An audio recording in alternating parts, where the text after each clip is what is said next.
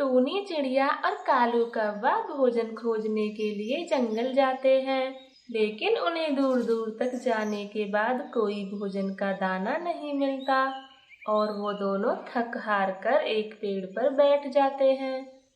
कालू भैया, हम कितनी देर से भोजन खोज रहे हैं, लेकिन हमें कोई दाना नहीं मिल रहा। अरे टोनी, मेरे तो पंखों में दर्द होने लगा है। आखिर हम कितनी देर से उड़े जा रहे हैं। बस बहुत हुआ कालू भैया, अब हम इस तरह बाहर के भोजन पर गुजारा नहीं कर सकते।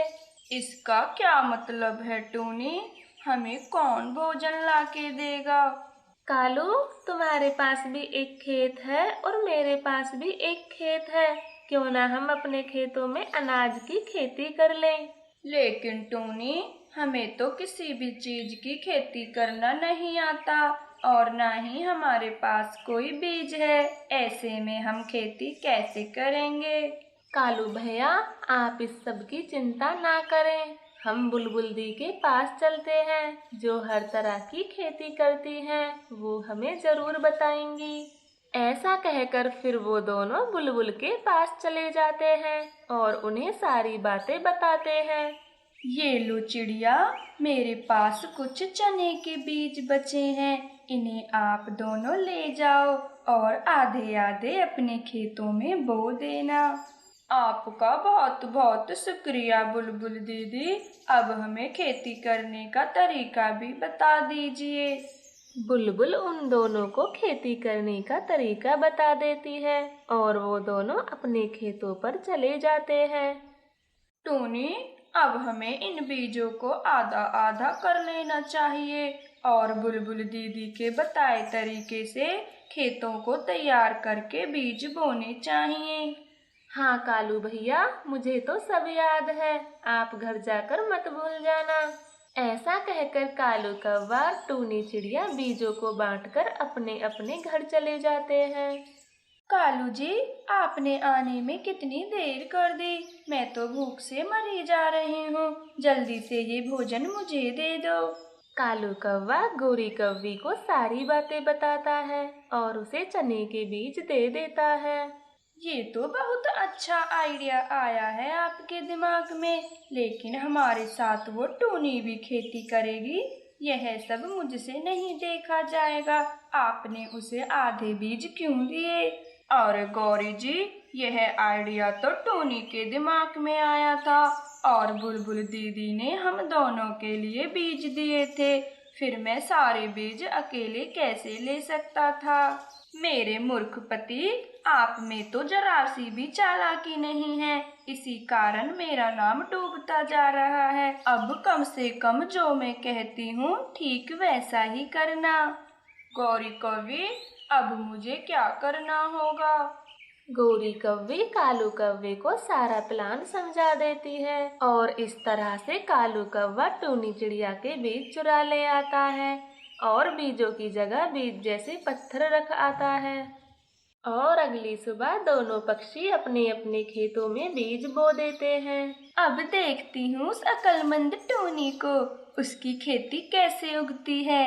ये आपने ठीक नहीं किया गौरी। बेचारी टूनी कब से पत्थर बोने लग रही है।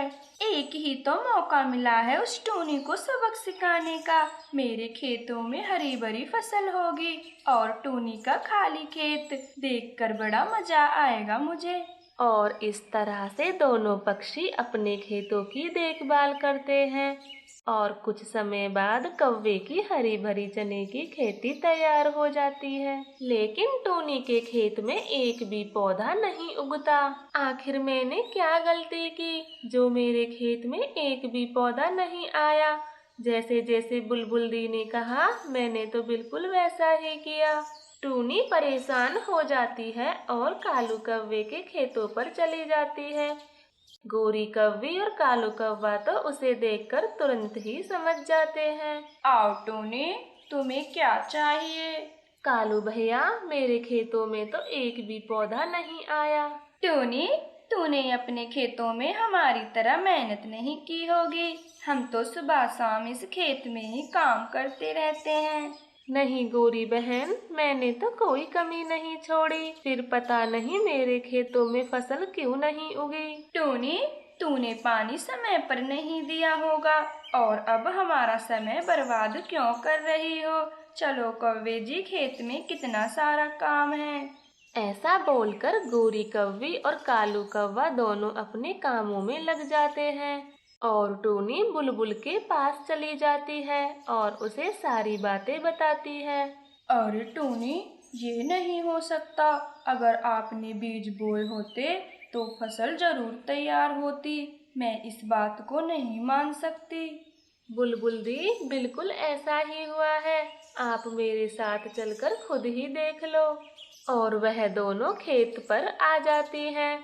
बुलबुल एक दो बीज अपनी चोंच से निकाल कर देखती है। अरे टूनी, ये तो मेरे दिए हुए बीज नहीं हैं, बल्कि ये तो बीज जैसे दिखने वाले पत्थर हैं। बुलबुल दीदी, अब मुझे सब समझ में आ गया है। कोई मेरे बीजों को चुरा कर ले गया और इनकी जगह पत्थर रख दिए। मैंने कितनी मेहनत की थी इन बीजों को बोने में, कोई मुझसे मांग कर ही ले लेता। कम से कम मैं पत्थर तो ना बोती। ऐसा कहकर टूनी चिड़िया बहुत दुखी हो जाती है और बुलबुल को भी उसके लिए बहुत बुरा लगता है और बुलबुल उसकी दोबारा मदद करने की सोचती है। टूनी, मेरे पास कुछ केले के बीज हैं, ये तुम अपने खेत में बो दो और इस बार ध्यान से खेती करना। ऐसा कहकर बुलबुल वहां से चली जाती है और चिड़िया केले के बीज बो देती है। फिर कुछ समय बाद चिड़िया की केले की फसल तैयार हो जाती है। चिड़िया तो बहुत खुश थी। टूनी चिड़िया, मैंने पूरे जंगल में केले की खेती कभी नहीं देखी। आपने बहुत अच्छी खेती तैयार की है। क्या मैं एक केला खा सकता हूँ? हाँ कबूतर जी, ये कोई पूछने की बात है। आप जी भर कर केले खाइए और अपने परिवार के लिए भी ले जाइए। ऐसा सुनकर तो कबूतर केले का पूरा झुग्गा तोड़कर चला जाता है। कबूतर के पास इतने सारे केले देखकर गोरी कौवी उसे रोक लेती है। ए कबूतर, तेरे इतने अच्छे दिन कब से आने लगे जो तू केले खरीद सके।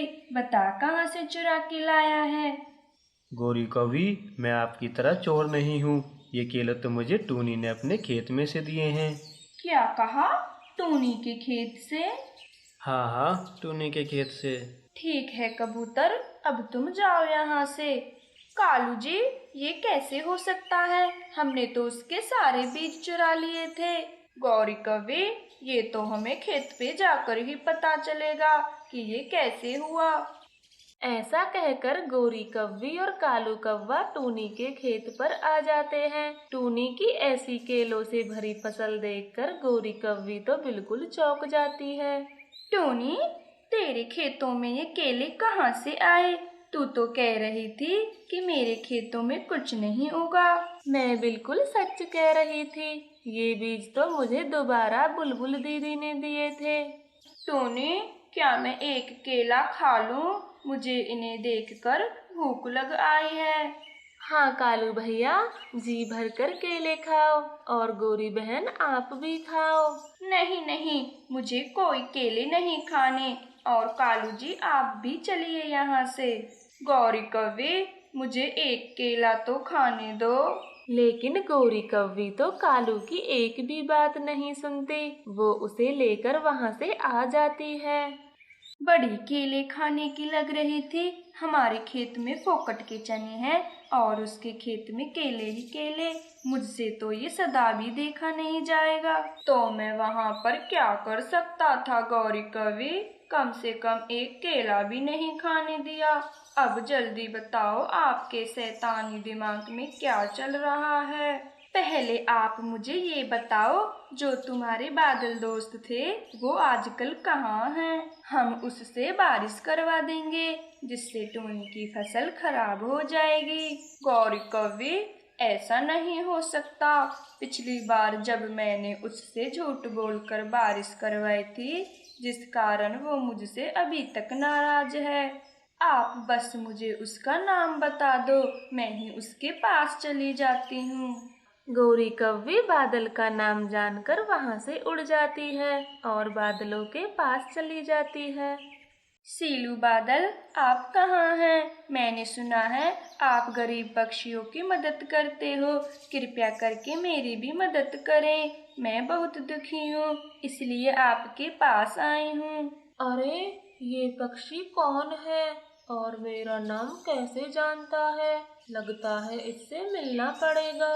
ऐसा कहकर सीलू बादल गौरी कव्वी के पास आ जाता है। बताओ कव्वी, आप यहाँ क्यों आई हो और मुझसे क्या काम है? बादल जी, हमारे जंगलों में बहुत दिनों से बारिश नहीं हुई है। हम पानी के बिना बहुत परेशान हैं। कव्वी, आप कौन से जंगल से आई हो? हम तो बारिशों का बहुत ध्यान रखते हैं।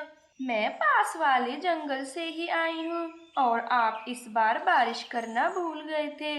बस हमारे जंगल पर गरज कर ही चले गए थे। यह सुनकर तो बादल को हंसी आ जाती है और वह उसके जंगल में बारिश करने को तैयार हो जाता है। आप निश्चित होकर घर जाइए, हम आपके जंगल में बारिशें कर देंगे और हमारी भूल क्षमा करना। यह सुनकर तो गौरी कव्वी की सांस में सांस आ जाती है और वह अपने घर आ जाती है और चैन की नींद सो जाती है। अगली सुबह तो काले बादल गरजने लगते हैं और झमाझम बरसात शुरू हो जाती है। ये देखकर तो कव्वी नाचने लगती है। देखो कालू कौवे जी, मैंने कर दिखाया। अब तो मुझे टोनी की बर्बाद फसल को देखना है। कितना अच्छा लगेगा जब वो रोती हुई हमारे पास आएगी। सो तो है गौरी कौवी जी, फसल तो बर्बाद हो ही जाएगी, लेकिन आपने तो मुझे एक केला भी नहीं खाने दिया। इस तरह से गौरी कव्वी बहुत खुश थी। फिर कुछ समय बाद बारिश रुक जाती है। गौरी कव्वी और कालू कौवा टोनी के खेत पर चले जाते हैं। ये क्या कालू जी, टोनी की फसल तो खराब ही नहीं हुई। हाँ गौरी, और केले भी लगे हुए हैं। पता नहीं बारिशों का असर इन पर क्यों नहीं हुआ। और तभी वहाँ पर टोनी चिड़िया भी आ जाती है। टोनी, हमें आपकी फसल की बहुत चिंता हो रही थी, इसलिए हम भी यहाँ देखने आ गए। कालू भैया, मेरी फसल तो बिल्कुल ठीक है, लेकिन आपकी फसल तो पानी में बह गई है। मुझे अभी आते समय कबूतर ने बताया। चलो गौरी कौवी, जल्दी से चलो, मेरी फसल पानी में बह गई है। यह सुनकर गौरी कव्वी और कालू कौवा अपने खेतों पर आ जाते हैं। देखा गौरी कौवी, आप टोनी की फसल को खराब करने के चक्कर में अपनी फसल को तो भूल ही गईं और हमारी सारी फसल बर्बाद हो चुकी है। कालू की खेती छोटे पौधे होने की वजह से पानी में खराब हो जाती है और टोनी के केले के पेड़ तना मजबूत और पत्ते बड़े होने की वजह से बच जाते हैं। प्यारे दोस्तों, जो खड्डा हम दूसरों के लिए तैयार करते हैं उसमें हम खुद ही गिर जाते हैं, इसलिए हमें दूसरों का बुरा कभी नहीं सोचना चाहिए। एक घने जंगल में एक आम का बहुत ही विशाल पेड़ था जिस पर बहुत स्वादिष्ट आम लगे होते हैं। वह अकेला ही एक ऐसा पेड़ था जिस पर सबसे अधिक मीठे फल लगते थे। उससे ज्यादा मीठे फल जंगल में किसी भी पेड़ पर नहीं लगते थे और सभी पक्षी बहुत ही खुश थे क्योंकि उन्हें मीठे मीठे फल खाने को मिलते थे। उसी आम के पेड़ की थोड़ी दूरी पर ही एक बूढ़ा नीम का पेड़ भी था। फिर एक दिन, अरे रुको, तुम सभी पक्षी कहाँ जा रहे हो? आजकल तो तुम मेरे पास आते ही नहीं हो। पहले तो तुम मेरी ही छाव में खेलते रहते थे। तभी हरी तोती कहती है, हम सभी पक्षी उस आम के पेड़ के पास उसके मीठे मीठे आम खाने के लिए जा रहे हैं और उसके आम बहुत स्वादिष्ट होते हैं। कोई भी चीज अगर जरूरत से ज्यादा खाई जाए तो वह सेहत के लिए हानिकारक हो सकती है। आम का फल मीठा तो बहुत होता है, परंतु ज्यादा खाना अच्छा नहीं है। तभी कालू कौवा बोल पड़ता है, अरे भाइयों, यह सब झूठ बोल रहा है, ऐसा कुछ नहीं होता। कहीं आपने सुना है कि फल खाने से कोई बीमार हो जाता है? यह सब तो ऐसा इसलिए बोल रहा है क्योंकि अब हम सब इसके पास नहीं आते। यह जलता है उस आम के पेड़ से। नहीं नहीं, मैं ऐसा भला क्यों करूँगा? आप सब मेरी बात को गलत समझ रहे हो। मैं तो बस यह कह रहा था कि तुम्हारे फल तो बहुत ज्यादा कड़वे होते हैं। फल मीठे नहीं दे सकते तो कम से कम बातें तो कड़वी मत किया करो। जैसे तुम्हारे फल कड़वे वैसे ही तुम्हारी बातें कड़वी हैं। यह सब सुनकर नीम का पेड़ बहुत दुखी हो जाता है और कहता है, मेरे फल भले ही कड़वे क्यों ना हो, परंतु मेरे फलों से बहुत सी दवाई बनाई जाती हैं जो बीमारियों को दूर करती हैं। सभी पक्षी नीम के पेड़ की बातों को अनसुना करके वहाँ से चले जाते हैं और आम के पेड़ पर जाकर आम खाने लगते हैं। तभी आम का पेड़ पक्षियों से पूछता है, आज तुम सब इतना लेट क्यों हो गए? मैं कब से तुम सबका इंतजार कर रहा था। मुझे तो लगा आज तुम आओगे ही नहीं। आज हमको उस बूढ़े नीम के पेड़ ने रोक लिया था और बोल रहा था कि तुम ज्यादा आम खाओगे तो बीमार पड़ जाओगे। बस वहीं थोड़ी देर हो गई थी। वो मुझसे जलता है क्योंकि मेरे फल उसके फल से ज़्यादा मीठे होते हैं। उसके फल तो जैव से भी ज़्यादा कड़वे होते हैं। मैं ही एक ऐसा पेड़ हूँ जिस पर सबसे मीठे और स्वादिष्ट फल लगते हैं। और सभी पक्षी आम को बड़े ही मजे से खा रहे थे। फिर एक दिन टूनी चिड़िया जंगल में किसी काम से जा रही थी। तभी वह उस नीम के पेड़ को बहुत उदास देखती है और उसे उदास देखकर वह उसके पास चली जाती है। क्या हो गया नीम भाई, आज आप बहुत उदास लग रहे हो, सब ठीक तो है?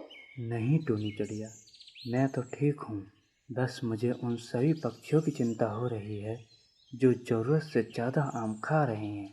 यदि ऐसा ही चलता रहा तो देख लेना, वह दिन भी दूर नहीं जब सभी पक्षी बीमार पड़ जाएंगे।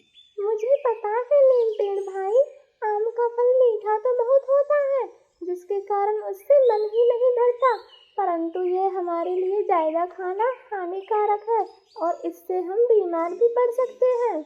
हाँ टूनी चिड़िया, तुम समझदार हो, तुम्हें सब पता है, लेकिन बाकी पक्षी तुम्हारे जितने समझदार नहीं हैं। मैं उन्हें समझाने की बहुत कोशिश कर रहा हूँ, परंतु उनको कुछ भी समझ में नहीं आता। तुम परेशान ना हो, जब वो बीमार पड़ेंगे तो उनको सब समझ में आ जाएगा। सब कुछ इसी तरह से चलता रहता है। सभी पक्षी आम के पेड़ के पास जाते हैं और बहुत सारे आम खाते हैं। फिर एक दिन अचानक से हरी तोती के बच्चों की तबीयत खराब हो जाती है और अब सभी पक्षियों की तबीयत धीरे धीरे खराब होने लगती है। सभी पक्षी टूनी चिड़िया के घर जाते हैं। तुम सब यहाँ एक साथ कैसे आए? सब कुछ ठीक है? नहीं टूनी चिड़िया, कुछ भी ठीक नहीं है। आज मेरे बच्चे के पेट में सुबह से बहुत दर्द हो रहा है। मेरे कुछ समझ में नहीं आ रहा कि मैं क्या करूं। अब तुम ही हमारी मदद करो। हाँ टूनी चिड़िया, मेरे भी पेट में बहुत दर्द हो रहा है, हमारी मदद करो। तब टूनी चिड़िया उन सब से पूछती है कि तुमने क्या खाया था? मैंने उस आम के पेड़ के फल बहुत सारे खाए थे। मैं सारा दिन बस आम ही खाता रहता था। हाँ मैंने भी आम ही खाए थे और मेरे बच्चों ने भी। हाँ मेरे अब सब समझ में आ गया है। तुमने स्वाद के चक्कर में बहुत ज्यादा आम खा लिए हैं। अब तो तुम्हें बस नीम का पेड़ ही ठीक कर सकता है। और वे सभी पक्षी उस नीम के पेड़ के पास जाते हैं और उसे सारी बात बताते हैं। मुझे तो पता था एक न एक दिन यह नौबत आएगी।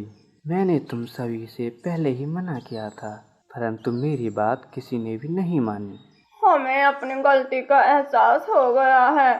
हम आज के बाद किसी भी चीज को जरूरत से ज्यादा नहीं खाएंगे। अब जल्दी से हम सबको ठीक कर दो। फिर नीम का पेड़ अपने फल में से एक दवाई बनाता है और कहता है, तुम सब इसे पी लो और बिल्कुल ठीक हो जाओगे। सभी पक्षी उस दवाई को पी लेते हैं और सब ठीक हो जाते हैं। उस दिन के बाद सभी पक्षी वैसा ही करते हैं जैसा उनको नीम के पेड़ ने कहा था। इस कहानी से हमें यह सीख मिलती है कि कोई भी चीज़ हमें ज़रूरत से ज़्यादा नहीं खानी चाहिए।